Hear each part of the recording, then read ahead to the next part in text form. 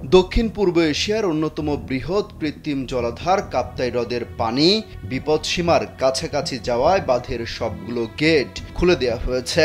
রোববার সকাল 8:10 রাঙ্গামাটির কাপ্তাই বাঁধের 16টি স্পিলওয়ে বা জলকপাট খুলে দেওয়া হয়েছে।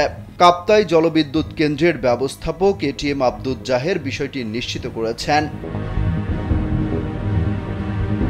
তিনি জানান, কাপ্তাই হ্রদের পানি 108 MSL হওয়ায় রোববার সকাল 8:10 বাঁধের 16টি জলকপাট 6 ইঞ্চি করে উঠিয়ে পানি ছাড়া হয়েছে।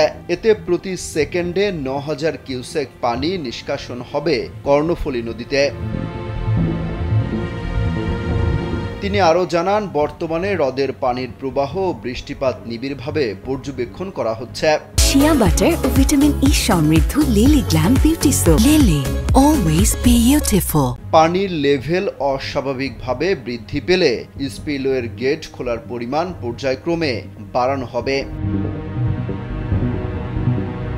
এর আগে কাপ্তাই বাঁধের গেট শনিবার রাত 10টায় খোলার কথা থাকলেও তা খোলা হয়নি।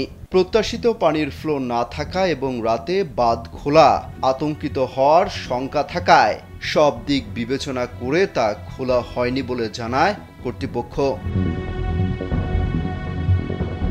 গত কয়েকদিনে ভারী বর্ষণ ও উজান থেকে নেমে আসা পাহাড়ি ঢলে রাঙ্গামাটির কাপ্তাই হ্রদের পানি বেড়ে সর্বোচ্চ ধারণ ক্ষমতা বা বিপদসীমার কাছাকাছি পৌঁছায়। পানি বিপদসীমার কাছাকাছি পৌঁছানোর ফলে হ্রদ সংলগ্ন নিম্নাঞ্চল প্লাবিত হয়েছে। এরই মধ্যে কাপ্তাই হ্রদের পানিতে হ্রদের নিম্নাঞ্চলের অনেকের বাড়িঘর প্লাবিত হয়েছে বলে খবর পাওয়া গেছে। এ সময় যদি এই বাঁধের পানি ছাড়ার ব্যবস্থা না করা হতো তবে হ্রদের আশপাশের অনেক বাড়িঘর ক্ষতির সম্মুখীন হতো।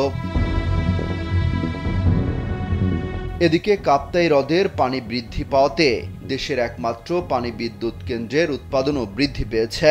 বর্তমানে কেন্দ্রে দৈনিক 5টি ইউনিটে সর্বোচ্চ 219 মেগাওয়াট পর্যন্ত বিদ্যুৎ উৎপাদিত হচ্ছে।